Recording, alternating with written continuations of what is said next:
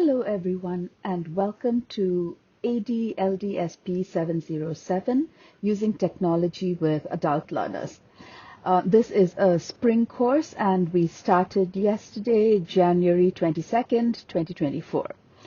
Now in this video, I'm going to give an overview of the course and go over the requirements, kind of explain a few things in more detail.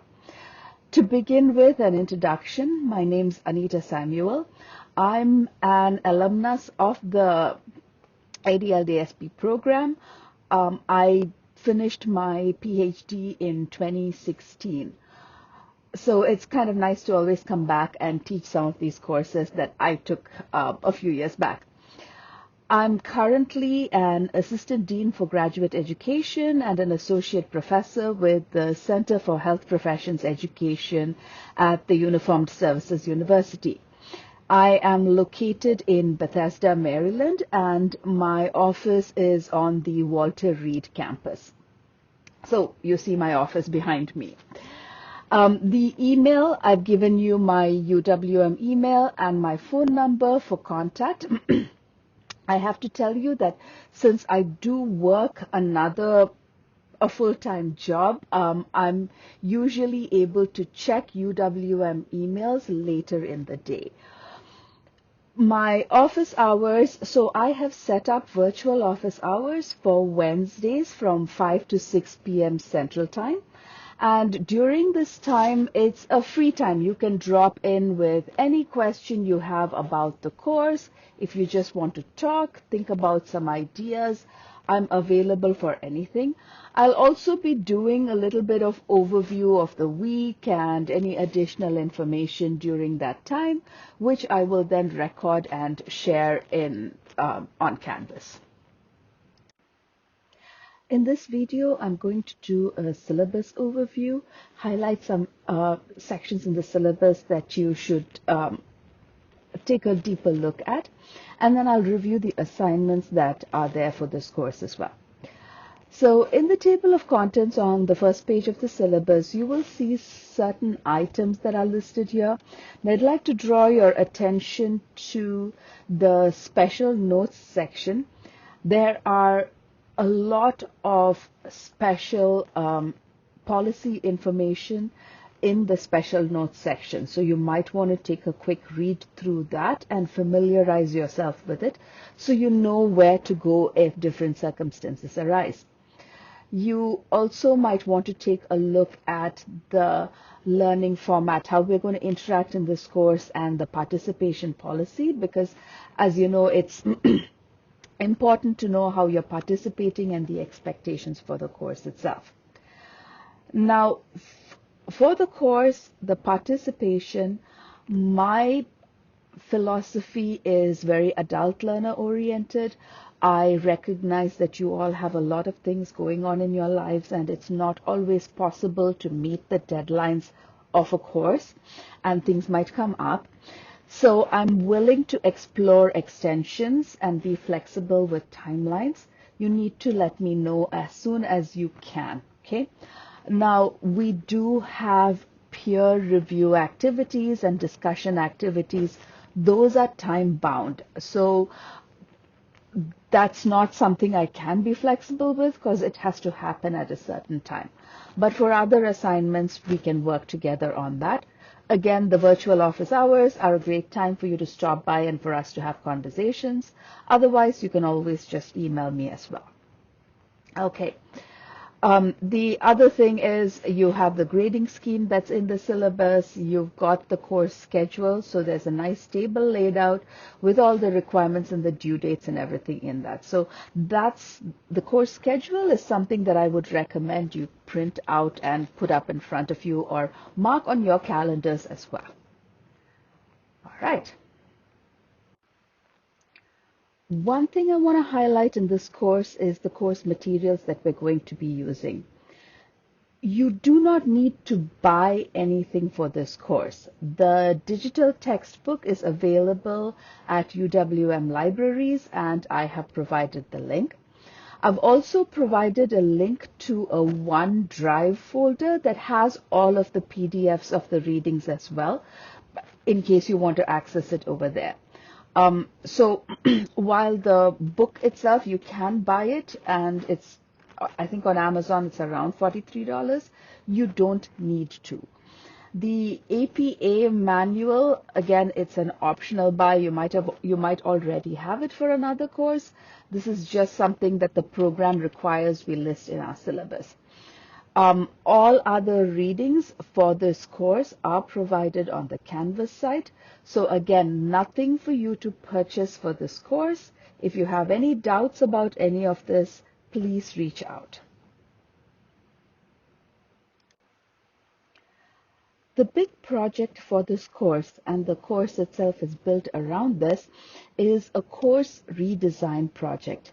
I want to draw your attention to the word redesign. So it is an existing course that you are redesigning. The existing course needs to be in a face-to-face format. So you're taking a face-to-face course and you're now going to change it into an online course. Okay. This is an individual project, because I know with our schedules, working together in groups can get stressful at times. So it's an individual project. Therefore, I don't expect you to be redesigning a whole course. We're going to be redesigning a module, okay, of a course. While group projects can be stressful, and I've tried to reduce that element of it, I strongly feel that social learning is very important. We learn a lot from each other. So to bring that element into the course, I've designed a lot of peer feedback activities. So you are placed in groups. You're going to share your work with your group, and they will provide their thoughts and comments on what you're doing. Based on that, you can then make changes to the module that you're working on. All right? So all of these activities then are going to take place on OneDrive, and there is the folder there for each of your groups, and you're going to put all your documents in that folder. All right. Now, what is this project itself? So the first thing you need to do is to identify a face-to-face course. Choose a face-to-face course or training opportunity that you're familiar with. That makes it easy. If there's something happening at work that you've always wanted to do or redesign, this is the perfect assignment for it, so that it'll help you with what you're doing at work as well.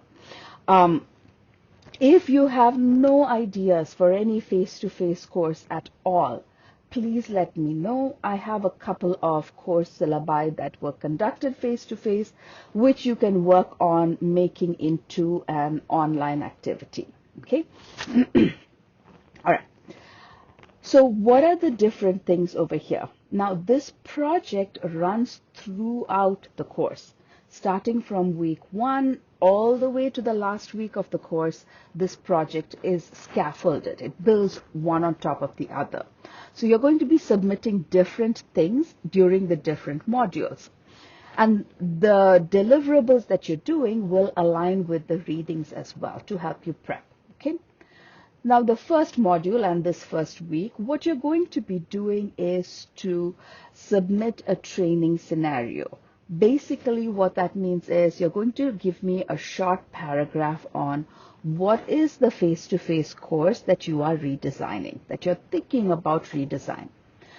I ask you to submit this so I can get a sense of what you're thinking about, give you feedback on whether it is appropriate or not, because we don't want you to get too far in the assignment and then realize maybe that this isn't the best one, right? We want to kind of figure that out right at the beginning.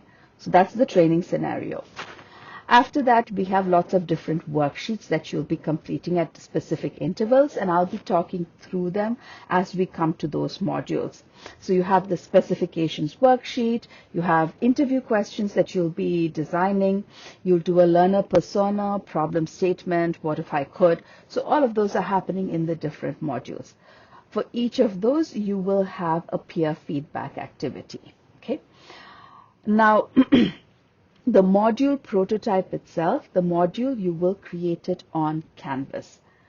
That is flexible in the sense that, let's say at your office, you generally use Google Sites. You don't use Canvas, and you think it would make more sense for you to redesign your training project on Google Sites. Let me know. We can figure out what platform you need to use. I want this project to be as meaningful as possible for you, so we have flexibility in these things. The principles of design are the same irrespective of what platform you use. Okay, so you will design the prototype for it. Again, a module, not the whole course. Your peers will review it and give you feedback. You will again make changes to all of that, and then the final version is due on the last day of the course. There's no submission since these are all Canvas sites or some other online site. You just need to finalize it before the due date, and then I'll go in and take a look at it. Okay, so that's the course redesign project. Now, examples of face-to-face training could be, if you're in the corporate sector, maybe you've always had face-to-face DEI training sessions or face-to-face sexual harassment training sessions, right? And you think that now, well, maybe we should move it online, or then this would be the project that you want to work on. Okay, so that's an example of a project. Otherwise, it could be a face-to-face course that you have been teaching. You want to now move it online. That's also something that you can work on as a project.